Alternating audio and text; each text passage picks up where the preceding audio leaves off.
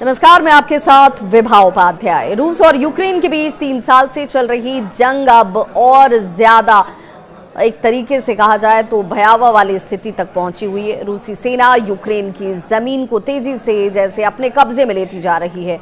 कुर्स की बात कर लीजिए, और सिर्फ कुर्स ही क्यों, यहाँ पर तमाम जो जितने भी आसपास के इन इलाके हैं जहाँ पर रूस अपना कब्जा करता हुआ दिख रहा है, उसमें ओब्लास्ट, टोरेत्स्क, कुराखोव और पश्चिमी जॉर्जिया ओब्लास्ट में रूस को बहुत ज़्यादा बढ़त इस वक्त नज़र आती है। इतना ही नहीं, इनके अलावा अगर बात करें सबसे बड़ा झटका जो है रूस, अगर हम लोग की बात करें तो वहाँ पर रूसी शहर में ये इस वक्त इसलिए दिखता है 2 बैलिस्टिक मिसाइलों ने 34 मासूमों की जान ली है, जो इस वक्त मानवाधिकार के दृष्टिकोण से कहा जा रहा है कि एक बड़ी परेशानी इस वक्त नज़र भी आ रही है, जिसमें यह मानकर चला जा रहा है जहां पर 2 बैलिस्टिक मिसाइलों से 34 मासूमों की जान गई। 134 लोगों की बात करेंगे तो वहां पर भी स्थिति वैसी ही कमोबेश नज़र आ रही है, जहां पर इन हमलों का असर जो है वो रूस और यूक्रेन के सिर्फ युद्ध तक ही नज़र दिखता नहीं है।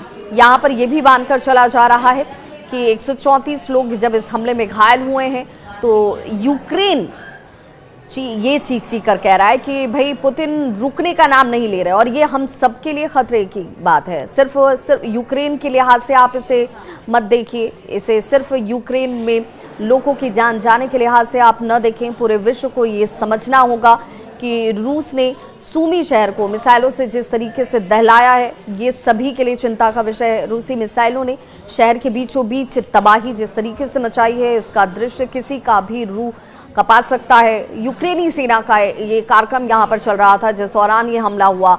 सड़कों पर जैसे हर तरफ लाशें बिछ गई, इमारतें जलती नजर आईं। यूक्रेन के राष्ट्रपति वोलोदिमीर जेलेंस्की ने यहाँ तक गुस्से में कहा कि पुतिन बेगुनाहों का खून बहा रहे हैं, दुनिया अब चुप न रहे, इस पर रिएक्ट करे, रूस को रोकने का प्रयास किया जाए, नहीं तो ये आने वाले वक्त में तमाम दूसरे राष्ट्रों के लिए भी चिंता का सबब बन सकती है।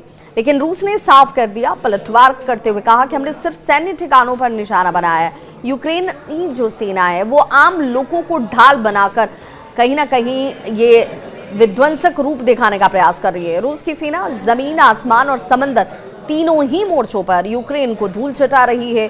कुर्स ओब्लास्टर की बात करें तो वहां पर रूसी सैनिक यूक्रेनी ठिकानों को बर्बाद कर रहे हैं, और सिर्फ कुराखोव की बात क्यों, रूस में यूक्रेन को यहाँ पर जिस तरीके से पीछे धकेला है, अब यूक्रेन तिलमिलाया हुआ है। यूक्रेन ये कह रहा है कि भाई तमाम दूसरे राष्ट्रों को अब यहाँ पर इंटरवेन करना चाहिए, रूस को रोकना चाहिए, क्योंकि आम लोगों के खून बहाए जा रहे हैं। यहाँ पर अगर ये भी देखें तो यूक्रेन की वायुसेना रूस के अचूक एयर डिफेंस सिस्टम को बेबस करती नजर आती है। हैरानी की बात यह है कि रूस ने S-400 से यूक्रेन के F-16 जेट को भी मार गिराया। अब अमेरिकी राष्ट्रपति डोनाल्ड ट्रंप युद्ध रोकने की कोशिश कर रहे थे, तभी रूस ने सूमो पर हमला कर दिया। वॉर एक्सपर्ट्स का ये भी दावा है कि पुतिन अगले 30 दिनों में डोनेत्स्क और लुहांस्क पर पूरी तरह से कब्जा कर सकते हैं। ये फ्रांस, ब्रिटेन और जर्मनी जैसे यूक्रेन के मददगार देशों के लिए करारा झटका हो सकता है। सूमी का हमला न सिर्फ यूक्रेन बल्कि अमेरिका और यूरोपीय यूनियन और नाटो के लिए भी पुतिन की एक तरीके से खुली चुनौती के तौर पर देखा जा रहा है।